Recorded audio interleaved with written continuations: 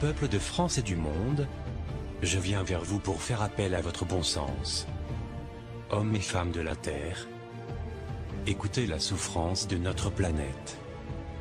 Bientôt toutes nos sources d'eau seront empoisonnées. Le dernier arbre aura été coupé, et nous prendrons conscience trop tard que l'argent ne nous nourrit pas. Nos dirigeants politiques nous ont menti, trahis, et nous sommes tous victimes d'un esclavage financier depuis bien trop d'années. Tellement d'années qu'il m'a fallu chercher l'origine de la faille de notre nation actuelle dans les livres d'histoire. La conclusion est claire, laissez-moi vous l'expliquer. La République fut créée sur la base des écrits de Machiavel, au milieu du XVIIIe siècle. Je cite. La République garantit le pouvoir par la corruption. Celui qui détiendrait l'argent aurait donc tous les pouvoirs, si les nations adoptaient la République. Le message du livre de Machiavel Le Prince est que les lois et la moralité sont des fictions qui ne s'appliquent en aucune manière au roi et au pape. Que de tels dirigeants doivent utiliser la ruse, le subterfuge ainsi que tous les moyens de violence et du crime pour se maintenir sur le trône.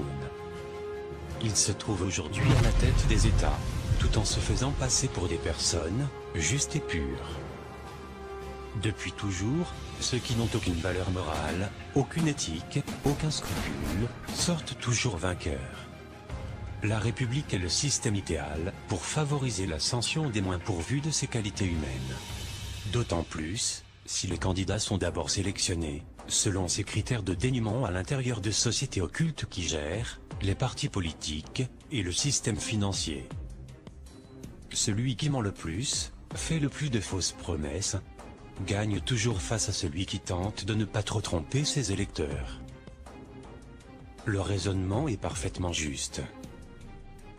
La République est un système garantissant la corruption, et donc la possibilité d'utiliser les dirigeants pour manipuler le peuple, mais aussi d'établir les lois, assurant la continuité de cette République, garante du pouvoir dans l'ombre, et enfin, favoriser les intérêts de ceux qui participent à l'asservissement du peuple.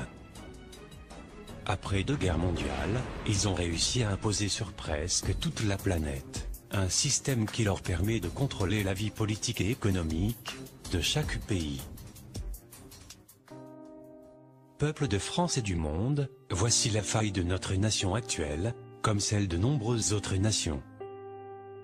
Il est vital qu'une opposition s'élève contre le principe de la République, qui garantit la continuité de leur plan, et le remplace par un autre mode de gestion de la société. La technique employée, pour obliger les dirigeants d'un pays à imposer au peuple la crise financière, pour le contraindre à accepter la vente des activités vitales du pays, telles que les compagnies des eaux, d'électricité, d'aviation, les compagnies pétrolières, les banques et j'en passe. Cela se nomme la corruption. Les élites appelant cela, à leur gré, privatiser ou libéraliser, afin de camoufler au peuple leurs coupables machinations. Depuis les années 2006, les élites ont lancé leurs grandes offensives économiques sur l'Europe, avec la complicité des principaux dirigeants politiques et économiques. La finalité étant de faire disparaître toutes les nations de l'Union européenne, pour les transformer en petites provinces du nouvel ordre mondial. Provinces dirigées par un Conseil européen, dont ils sont déjà les seuls maîtres. Bientôt, des traités commerciaux vont permettre la destruction de tissus sociaux et économiques, et ouvrir grandes les portes à l'asservissement de nos ressources, par l'emploi de techniques polluantes et destructrices pour la nature, ce pour le profit exclusif des élites. Le TAFTA, marché transatlantique le plus libéral et liberticide qui ait jamais vu le jour, va obliger l'Union européenne à suivre et faire appliquer à tous les pays de l'Union les normes américaines. Ceci aura pour conséquence majeure de détruire la gestion rationnelle des terres de l'Union, pour cultiver des OGM, puis pratiquer l'élevage intensif aux hormones et antibiotiques divers, en faisant disparaître toutes les petites exploitations agricoles, ceci étant prévu pour 2015. Ensuite, le programme TISA, lui, fera disparaître la sécurité sociale, les caisses de retraite, et tous les services publics deviendront privés, donc payants. Ceci étant prévu pour 2018. l'État français a d'ores et déjà annoncé que les caisses de retraite complémentaires sont vides, et que sous 2 ans, il n'y aurait plus aucune retraite d'honoré. Enfin, la restructuration des régions achèvera les nations en les divisant en provinces européennes, ceci étant prévu entre 2018 et 2020. Si rien n'empêche ces programmes de s'accomplir, la France aura disparu dans moins de 10 ans. Une personne seule ne pourrait rien contre cela. En revanche, un peuple uni, un peuple assez fort culturellement, pour disposer à la fois d'une base sociale solide et d'une philosophie civique. Un peuple dont le pays offre assez de rayonnement international pour que son action soit rapidement suivie par d'autres nations. Un tel peuple pourrait prendre définitivement son avenir en main. Vous, Français, qui refusez ce nouvel ordre mondial, vous qui voulez conserver identité et indépendance, vous qui souhaitez établir vos propres valeurs, votre propre mode de vie, vos propres lois et enfin retrouver votre dignité. Vous, Français, qui jugez que la prospérité de la France ne devrait pas profiter qu'aux seuls banquiers et politiciens.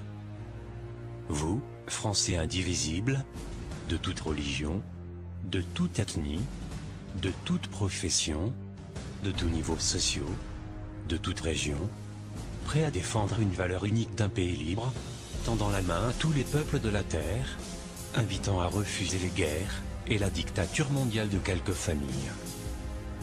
À vous tous. Le fait de mettre en place un concept humaniste à la tête de l'État changera profondément notre société. Les effets s'en feront sentir immédiatement, comme par exemple la disparition de la précarité financière, donc de la pauvreté, des sans domicile fixe, des restos du cœur, et bien d'autres. Le retour à la sécurité dans les rues, la baisse des suicides, l'enthousiasme des jeunes. L'amélioration de la qualité de vie, pour tous sans exception. Car dans un premier temps, le gouvernement provisoire va se concentrer à procéder à la suspension des contraintes les plus lourdes, pendant que le peuple travaille à la rédaction de sa nouvelle constitution. Ensuite, le peuple aura toute latitude à agir, dans son propre intérêt et pour sa propre prospérité sociale, culturelle, économique et équitable. Les contraintes les plus oppressantes, qui seront neutralisées, telles que la dette bancaire, le financement de l'Europe, l'appui militaire aux Américains via l'OTAN et bien d'autres, vont par leur neutralisation, nous offrir une souplesse économique, permettant de réduire les charges des entreprises et de diminuer fortement les impôts de celles-ci, comme des particuliers, et de relancer l'emploi sans effort.